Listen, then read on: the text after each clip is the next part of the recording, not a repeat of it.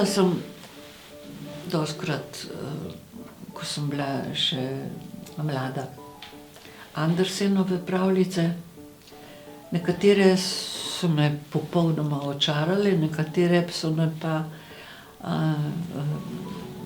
sprovocirale, da sem bila ogorčena. Recimo neki, kaj že, plesni čeveljčki, rdeči čeveljčki, skratka neka punčka, ki namesto, da bi ubogala starejše, ali kolikor se spomnim, je rajši hodila na ples in je pol nekaj se je zgodilo, da je morala do smrti plesati. Skratka, ni vsaka Andersenova pravljica umetnina, ne.